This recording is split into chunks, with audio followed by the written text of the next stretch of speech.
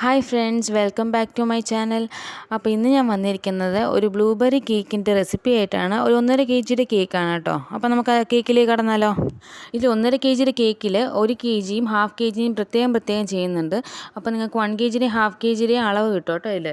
അപ്പോൾ നമുക്ക് തുടങ്ങാം. 1 kg-യാണ് ഫസ്റ്റ് ചെയ്യുന്നത്. 1 കപ്പ് മൈദ, 250 ml-ൻ്റെ 1 കപ്പ് മൈദ, 1 ടീസ്പൂൺ ബേക്കിംഗ് പൗഡർ, പിന്നെ 1/2 ടീസ്പൂൺ ബേക്കിംഗ് സോഡ, ഒരു നുള്ളു ഉപ്പ്.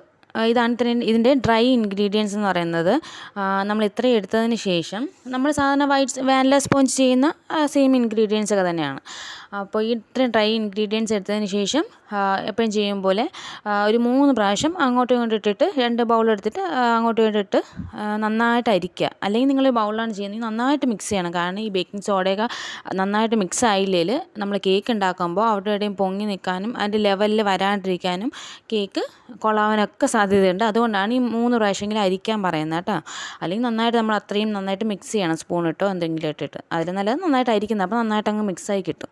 ഈ ഡ്രൈ ഇൻഗ്രീഡിയൻസ് സൈഡിലേക്ക് മാറ്റി വെച്ചിട്ട് ഒരു പുതിയ ബൗൾ എടുക്കുക. ഒട്ടും നനവൊന്നും പാടില്ല. അതുപോലെ തന്നെ മുട്ടയും ഫ്രിഡ്ജിൽ വെച്ച് ആവരുത്, തണുപ്പൊന്നും ഉണ്ടാവാൻ പാടില്ല. അങ്ങനെയുള്ള മുട്ട 3 എടുക്കുക. 4 വരെ എടുക്കാം, 3 ആയാലും മതി. അത്യാവശ്യം വലിപ്പമുള്ളതാണെങ്കിൽ 3 മുട്ട മതി. 3 മുട്ട പൊട്ടിച്ചൊഴിക്കുക. അതിലേക്ക് നമ്മൾ 1 കപ്പ് മൈദ എടുത്തില്ലേ, ആ കപ്പിൽ തന്നെ 1/4 ഭാഗം, അരയുടെയും മുകളിലായിട്ടുള്ളൊരു ഭാഗത്ത് അത്രയും വരെ പഞ്ചസാര എടുക്കുക. പൊടിയല്ല, പഞ്ചസാര എടുക്കുക. പഞ്ചസാര എടുത്തിട്ട് അതിന് പൊടിക്കുമ്പോൾ 1 കപ്പ് പഞ്ചസാര പൊടി ആവും. ഞങ്ങൾ 1 കപ്പ് പഞ്ചസാര എടുത്താൽ പൊടിച്ചു വരുമ്പോൾ കേക്കിന് അവസാനം നല്ല മധുരമായിരിക്കും. ഒരുപാട് മധുരമായാലും നമുക്ക് ആൾക്ക് അത്ര ഇഷ്ടമാവില്ല. അപ്പം ഇപ്പം ഞാൻ കാണിക്കും പോലെ 1/4 ഭാഗം എടുത്തിട്ട് അതിനെ പൊടിച്ചുകൊണ്ട് വരിക. അപ്പം തന്നെ 1 കപ്പ് മൈദയാവും, 1 കപ്പ് പഞ്ചസാര പൊടിയാവും. കറക്റ്റ് അളവ് അതാണ്. എന്നിട്ട് ഈ പൊട്ടിച്ചൊഴിച്ച മുട്ട ഫസ്റ്റ് നന്നായിട്ട് അടിക്കുക. അത്യാവശ്യം പതയാവും വരെ അടിക്കുക. അത്യാവശ്യം നന്നായിട്ട് അടിച്ചതിന് ശേഷം ഒരു 1/2 ടീസ്പൂൺ വാനില എസൻസ് ചേർക്കുക. ഞാൻ ആ ബോട്ടിലിൻ്റെ അടപ്പിൽ തന്നെയാണ് എടുക്കുന്നത്. ഒരു 1/2 ടീസ്പൂൺ വാനില എസൻസ് ചേർക്കുക. എന്നിട്ട് വീണ്ടും നന്നായിട്ട് ബീറ്റ് ചെയ്യുക. നന്നായിട്ട് മിക്സ് ആവണം വാനില എസൻസ്, അപ്പോഴാണ് ആ മുട്ടയുടെ സ്മെല്ലൊക്കെ മുഴുവനായിട്ട് പോകുന്നത്. മുട്ട നന്നായിട്ട് ബീറ്റ് ചെയ്ത് നല്ല ഫ്ലഫി ആകുമ്പോഴത്തേനും നമ്മൾ നേരത്തെ പൊടിച്ച് വെച്ച പഞ്ചസാര പൊടി കുറച്ചായിട്ട് ഇതിലോട്ടിടുക. ആദ്യം കുറച്ചിടുക, എന്നിട്ട് നന്നായിട്ട് ബീറ്റ് ചെയ്യുക, വീണ്ടും കുറച്ചിടുക, നന്നായിട്ട് ബീറ്റ് ചെയ്യുക. അങ്ങനെ കുറച്ച് വീതം മിക്സ് ചെയ്തെടുക്കുക. അപ്പോൾ നല്ല ക്രീമായിട്ടുള്ളൊരു പരുവാകും. അതിനുശേഷം 1/2 കപ്പ് സൺഫ്ലവർ ഓയിൽ ചേർക്കുക. ഇതിപ്പോൾ 1 കപ്പ് മൈദയ്ക്ക് 1/2 കപ്പ് സൺഫ്ലവർ ഓയിൽ എന്നുള്ളൊരളവാണ്. അപ്പോൾ 1/2 കപ്പ് മൈദയാണെങ്കിൽ 1/4 കപ്പ് സൺഫ്ലവർ ഓയിൽ. ഈ 1/2 കപ്പ് സൺഫ്ലവർ ഓയിൽ വേണ്ട എന്നുള്ളവരാണെങ്കിൽ നമുക്ക് വേണമെങ്കിൽ 1/4 കപ്പ് ചേർത്തിട്ട് ബാക്കി ലാസ്റ്റ് ആ ബാറ്റർ എത്രത്തോളം ലൂസാക്കണോ, തിക്കായിട്ടിരിക്കുവാണെങ്കിൽ അതിനനുസരിച്ച് പാല് ചേർത്താലും മതി കേട്ടോ. അല്ലെങ്കിൽ ഇതൊരു സൺഫ്ലവർ ഓയിൽ ചേർക്കുക. പിന്നെ ഇതിൽ കാണിച്ച പോലെ ഒഴിച്ചിട്ട് ഒന്ന് ബീറ്റ് ചെയ്യുക. അതിലൊന്ന് മിക്സ് ആകുമ്പോഴത്തേനും സ്റ്റോപ്പ് ചെയ്യുക, ഇല്ലെങ്കിൽ കേക്ക് ഹാർഡായി പോകട്ടെ. അതുകൊണ്ടാണ് സൺഫ്ലവർ ഓയിൽ ഒഴിച്ചിട്ട് ഒരുപാട് അടിക്കരുതെന്ന് പറയുന്നത്. സൺഫ്ലവർ ഓയിൽ ചേർത്തതിന് ശേഷം പിന്നെ അടുത്തായിട്ട് ചേർക്കാനുള്ളത് ബ്ലൂബെറി ക്രഷാണ്. ബ്ലൂബെറി കേക്കാണല്ലോ, അപ്പോൾ നമുക്ക് ഒരു സ്പോഞ്ചിൽ ബ്ലൂബെറിയുടെ ഒരു ഫ്ലേവർ വരാൻ വേണ്ടിയിട്ട് ഒരു 2 ടേബിൾ സ്പൂൺ ബ്ലൂബെറി ക്രഷും കൂടി ചേർക്കുക. സ്പോഞ്ചിലും പർപ്പിൾ കളർ വേണം എന്നുള്ളവർ ജെൽ കളർ 2-3 ഡ്രോപ്സ് ഒഴിച്ചിട്ട് ആ ബാറ്ററിൽ ഒഴിച്ചിട്ട് മിക്സ് ചെയ്താൽ മതിയാവും. ഇതിലിപ്പോൾ ഞാൻ കളർ ചേർക്കുന്നില്ല, ക്രഷ് മാത്രമേ ചേർക്കുന്നുള്ളൂ. അത് കഴിഞ്ഞിട്ട് നമുക്ക് ഡ്രൈ ഇൻഗ്രീഡിയൻസ് കുറച്ചായിട്ട് ചേർത്ത് ഇങ്ങനെ ഫോൾഡ് ചെയ്ത് എടുക്കാം. ബീറ്റ് ചെയ്തെടുക്കരുത്. ബീറ്റ് ചെയ്യുവാണെങ്കിലും ഒരു 5 to 10 സെക്കൻഡ്സ് അടിച്ചിട്ട് പിന്നെ ഈ ഇതുകൊണ്ട് തന്നെ സ്പാച്ചില കൊണ്ട് തന്നെ നമ്മൾ ഫോൾഡ് എടുത്താൽ മതിയാവും. ഞാൻ ഈ കാണിക്കും പോലെ ഫോൾഡ് ചെയ്യുക. ഒരു സൈഡിലോട്ട് തന്നെ ഫോൾഡ് ചെയ്യുക. ആ ഫ്ലഫി ആയിട്ടിരിക്കുന്നത് നമ്മളിങ്ങനെ ഒത്തിരി ബീറ്റ് ചെയ്യുമ്പോൾ അതങ്ങ് പോകും. അതുകൊണ്ടാണ് ഇങ്ങനെ സോഫ്റ്റായിട്ട് ഇങ്ങനെ പതുക്കെ ഇങ്ങനെ ഫോൾഡ് ചെയ്യാൻ പറയുന്നത് കേട്ടോ. ഓക്കെ, നമ്മളതിപ്പോൾ നന്നായിട്ട് മിക്സ് ചെയ്തതിന് ശേഷം ഞാനിതിലേക്ക് 1 ടേബിൾ സ്പൂൺ പാല് ചേർക്കുന്നുണ്ട്. ഞാൻ പറഞ്ഞില്ല നേരത്തെ, എണ്ണ നമ്മൾ കുറയ്ക്കുന്നതിനനുസരിച്ചിട്ട് പാല് കൂടുതൽ ചേർക്കാം. അല്ലെങ്കിൽ ഇതുപോലെ 1-2 ടേബിൾ സ്പൂൺ ലാസ്റ്റ് ചേർത്താൽ മതിയാവും. നിങ്ങൾ ഇനി ബാറ്ററിൻ്റെ ഒരു ടെക്സ്ചർ ശ്രദ്ധിക്കുക. കൂടുതൽ പാല് വേണമെന്ന് തോന്നുന്നുണ്ടെങ്കിൽ കൂടുതൽ ചേർക്കുക. പാലേ വേണ്ടെന്നുണ്ടെങ്കിൽ ലാസ്റ്റ് പാൽ ഒഴിക്കേണ്ട. ലൂസാണ് ഇപ്പോഴേ നിങ്ങളുടെ ബാറ്ററി ലൂസായിട്ടാണ് ഇരിക്കുന്നതിൽ പിന്നെ പാല് ചേർത്ത് വീണ്ടും ലൂസാക്കണമെന്നില്ല. അപ്പോൾ നന്നായിട്ട് പാലും കൂടി മിക്സ് ചെയ്തെടുക്കുക. ആ പാലും നന്നായിട്ട് മിക്സ് ചെയ്തതിന് ശേഷം കേക്ക് മോൾഡ് എടുത്തിട്ട് അതിലേക്ക് കുറച്ച് സൺഫ്ലവർ ഓയിൽ ഒഴിച്ച് എല്ലാം മൊത്തത്തിലും സ്പ്രെഡ് ചെയ്തിട്ട് അതിലേക്ക് മൈദപ്പൊടി ഇട്ടിട്ട് എക്സസ് ആയിട്ടുള്ള മൈദ തട്ടിക്കളയുക. എന്നിട്ട് അതിലേക്ക് നമ്മൾ റെഡിയാക്കി വെച്ച ആ കേക്ക് ബാറ്റർ ഒഴിക്കുക. ഈ ബാറ്റർ ഒഴിക്കുന്നതിന് തൊട്ട് മുന്നേ ആയിട്ട് അതിലേക്ക് ഒരു 1/2 ടീസ്പൂൺ വിനീഗറും കൂടി ചേർക്കുക കേട്ടോ. അത് ഓപ്ഷനിലാണോ ഉണ്ടെങ്കിൽ ചെയ്താൽ മതി. വിനീഗറും കൂടി ചേർക്കുകയാണെങ്കിൽ നല്ല സ്പോഞ്ച് നല്ല ആയിട്ട് വരുന്നതായിരിക്കും. അതിന് വേണ്ടിയിട്ടാണ്. ലാസ്റ്റ് ടൈം നമ്മൾ ഒഴിക്കുന്നതിന് തൊട്ട് മുന്നേ ചേർത്താൽ മതി. ആ ബാറ്ററെല്ലാം ഒഴിച്ചതിന് ശേഷം നന്നായിട്ട് ആ മുകളിൽ ടാപ്പ് ചെയ്യുക. എയർ ബബിൾസൊക്കെ പോകാനായിട്ട് നന്നായിട്ട് ടാപ്പ് ചെയ്യണം. എന്നിട്ട് നമ്മൾ 10 മിനിറ്റ് മീഡിയം ഫ്ലെയിമിൽ പ്രീ ഹീറ്റ് ചെയ്ത് വെച്ച് നമ്മുടെ ഓവൻ സെറ്റപ്പിലേക്ക് ഇറക്കി വയ്ക്കുക. ഞാൻ ഇതിലൊരു തിരുവളയം വെച്ചിട്ട് അതിൻ്റെ മുകളിലാണ് ഇത് വെച്ചേക്കുന്നത്. അല്ലാണ്ട് വേറെ വെള്ളമൊന്നും ഒഴിച്ചിട്ടൊന്നുമില്ല. ഡയറക്റ്റ് അടുപ്പിലേക്ക് വെച്ചേക്കുവാണ്. അതിനകത്തൊരു വളയം വെച്ചിട്ടുണ്ട്, തിരുവളയം വെച്ചിട്ട് അതിൻ്റെ മുകളിലാണ് ഈ കേക്ക് മോൾഡ് വെച്ചിരിക്കുന്നത്. ഒരു 40-45 മിനിറ്റ്സ് അല്ലെങ്കിൽ 35-40 മിനിറ്റ്സ് ആ സമയം ആകുമ്പോഴത്തേനേ തുറന്ന് നോക്കാൻ പാടുള്ളൂ.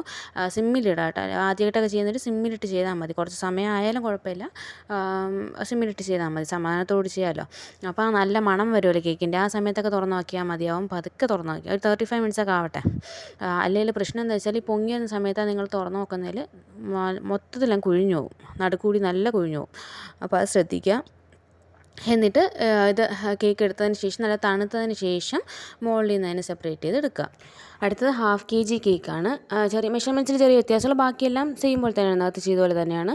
ഇതിൽ 1/2 കപ്പ് മൈദ, അതിനകത്ത് 1 ടീസ്പൂണല്ലേ ബേക്കിംഗ് പൗഡർ എടുത്തത്. ഇതിൽ 1/2 ടീസ്പൂൺ ബേക്കിംഗ് പൗഡർ, സോഡ 1/4 ടീസ്പൂണിൻ്റെയും പകുതി സോഡ, ബേക്കിംഗ് സോഡ എടുക്കുക. നേരത്തെ പോലെ ഒരു നുള്ള് ഉപ്പ്. എന്നിട്ട് എല്ലാം അതുപോലെ തന്നെ 3 പ്രാവശ്യം അരിക്കുക. എന്നിട്ട് ഡ്രൈ ഇൻഗ്രീഡിയൻസ് മാറ്റി വയ്ക്കുക. പിന്നെ മുട്ട മറ്റേതിൽ 3 എണ്ണമല്ലേ എടുത്തത്, ഇതിൽ 2 മുട്ട എടുക്കുക. സെയിം പോലെയാണ് നേരത്തെ ചെയ്ത പോലെ നന്നായിട്ട് ബീറ്റ് ചെയ്യുക. അതിലേക്ക് വാനില എസൻസ് ചേർക്കുക. വീണ്ടും നന്നായിട്ട് ബീറ്റ് ചെയ്യുക. എന്നിട്ട് ഇതിലേക്ക് നന്നായിട്ട് വാനില എസൻസ് മിക്സ് ആയതിനു ശേഷം നമ്മുടെ പഞ്ചസാര പൊടി, നമ്മൾ നേരത്തെ 1 കപ്പിന് 3/4 കപ്പ് എടുത്തതുപോലെ 1/2 കപ്പിന് 3/4 കപ്പ് പഞ്ചസാര എടുത്തിട്ട് ആ പഞ്ചസാര പൊടിച്ചത് കുറച്ചായിട്ട് ചേർത്ത് ഇതിൽ നന്നായിട്ട് ബീറ്റ് ചെയ്തെടുക്കുക. നല്ല ക്രീമി ആകും വരെ അടിച്ചെടുക്കുക. ആ ഷുഗർ പൗഡർ നന്നായിട്ട് മിക്സ് ആയതിനു ശേഷം അടുത്തായിട്ട് ചേർക്കാനുള്ള സൺഫ്ലവർ ഓയിലാണ്. 1/4 കപ്പ് സൺഫ്ലവർ ഓയിൽ ഇപ്പം ഇത്രയും വേണ്ട, ഈ കപ്പ് നിറച്ചെടുക്കുന്നില്ല എങ്കിൽ 2 ടേബിൾ സ്പൂൺ ചേർത്താൽ പിന്നെ ലാസ്റ്റ് നമുക്ക് പാല് 2 ടേബിൾ സ്പൂണൊക്കെ ചേർത്താൽ മതിയാവും കേട്ടോ. ലാസ്റ്റ് അങ്ങനെ ചെയ്താൽ മതിയാവും. അപ്പോൾ അതും കൂടിയിട്ട് മിക്സ് ചെയ്ത് ജസ്റ്റ് ഒന്ന് അടിച്ച് നിർത്തുക. എന്നിട്ട് നമ്മുടെ ഡ്രൈ ഇൻഗ്രീഡിയൻസ് എടുത്ത് നേരത്തെ ചെയ്തതുപോലെ കുറച്ചിട്ട് ഫോൾഡ് ചെയ്ത് എടുക്കുക.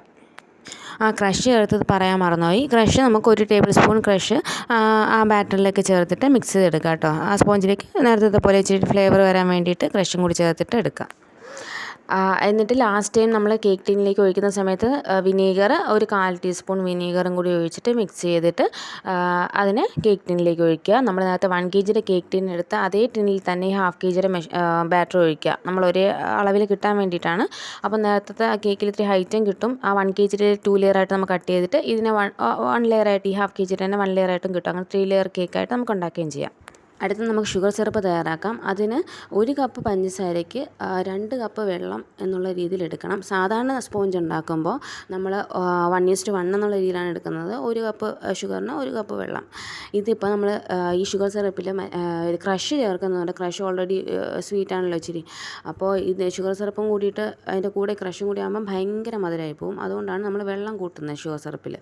അപ്പം 1:2 എന്നുള്ള രീതിയിൽ 1 കപ്പ് ഷുഗറിന് 2 കപ്പ് വെള്ളം, അല്ലെങ്കിൽ 3 കപ്പായാലും കുഴപ്പമില്ല. നിങ്ങൾ മധുരം നോക്കുക കേട്ടോ.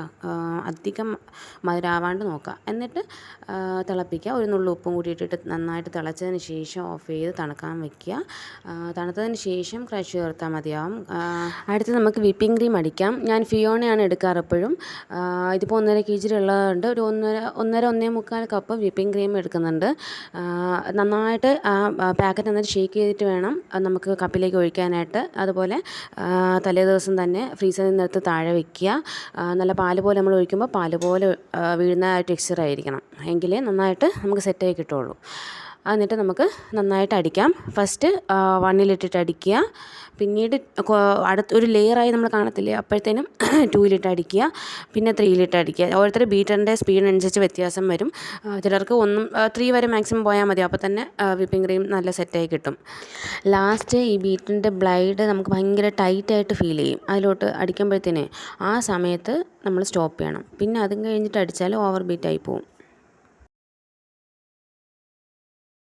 വിപ്പിംഗ് ക്രീം ബീറ്റ് ചെയ്യുന്നതിൻ്റെയൊക്കെ പ്രത്യേകം വീഡിയോ ആയിട്ട് ഞാൻ ഒരു ദിവസം ചെയ്യാം. അപ്പോൾ ഇതിലിപ്പം ലെങ്ത് കൂടിപ്പോകും വീഡിയോയുടെ. ഞാൻ അത് പ്രത്യേകമായിട്ടൊരു ദിവസം നന്നായിട്ട് ചെയ്തു തരാം. നമ്മൾ തണുക്കാൻ വെച്ച ഷുഗർ സിറപ്പ് നന്നായിട്ട് തണുത്തിട്ടുണ്ട്. അതിലേക്ക് ഒരു 4 ടേബിൾ സ്പൂൺ ബ്ലൂബെറി ക്രഷ് ഞാൻ ചേർക്കുന്നുണ്ട്. നിങ്ങൾ ഫസ്റ്റ് ഒരു 2 സ്പൂൺ ചേർത്ത് നോക്കുക. ഭയങ്കര മധുരമാണ്, നിങ്ങൾക്ക് ആവശ്യത്തിനുള്ള മധുരമാണ് ഇടേണ്ടത്. ഒരുപാട് മധുരം ഒന്നിലും ചേർക്കരുത്, കാരണം ഇത് മൊത്തത്തിൽ വരുമ്പോൾ നമ്മൾ കേക്ക് ഭയങ്കര മധുരമാകും. ആവശ്യത്തിന് വേണം എല്ലാം വരാനായിട്ട്. അതുകൊണ്ട് നിങ്ങൾ 2 സ്പൂൺ ആദ്യം ചേർത്ത്, ആദ്യമായിട്ടാണ് ചെയ്യുന്നവരോടാണ് പറയുന്നത്, ആദ്യം ഒരു 2 സ്പൂൺ ചേർത്ത് നോക്കുക. വേണമെങ്കിൽ മാത്രം പിന്നീട് ചേർത്താൽ മതിയാവും. അപ്പോൾ ഞാനൊരു 4 സ്പൂൺ ചേർക്കുന്നുണ്ട് കേട്ടോ ബ്ലൂബെറി ക്രഷിൽ. അടുത്തത് ഞാൻ ആ കേക്കിൻ്റെ സൈഡിൽ കാണുന്ന ആ ബ്രൗൺ കളറിലുള്ള അതൊക്കെ കട്ട് ചെയ്തൊന്ന് കളയുന്നുണ്ട്. അല്ലെങ്കിൽ ക്രീം ചെയ്യുമ്പോഴത്തേനും ഇതൊക്കെ ഇങ്ങനെ എടുത്ത് കാണും. എത്ര ക്രീം ഇട്ടാലും അത് പുറത്തുകൂടി ആ ബ്രൗൺ കളർ ഇപ്പോൾ കാണാൻ സാധ്യതയുണ്ട്. അതുകൊണ്ടാണ് ജസ്റ്റ് കട്ട് ചെയ്ത് കളയുന്നത്. അതിനുശേഷം ഞാൻ ഫസ്റ്റ് ചെയ്ത 1 kg കേക്ക് 2 ലെയറായിട്ടാണ് കട്ട് ചെയ്യുന്നത്. പിന്നെ നമ്മളുണ്ടാക്കിയ 1/2 kg 1 ലെയറായിട്ട് എടുക്കും. അങ്ങനെ ഇതിപ്പോൾ 1 kg 2 ലെയറായിട്ട് കട്ട് ചെയ്തു. അപ്പോൾ അടുത്ത നമുക്ക് കേക്ക് സെറ്റ് ചെയ്യാൻ തുടങ്ങാം.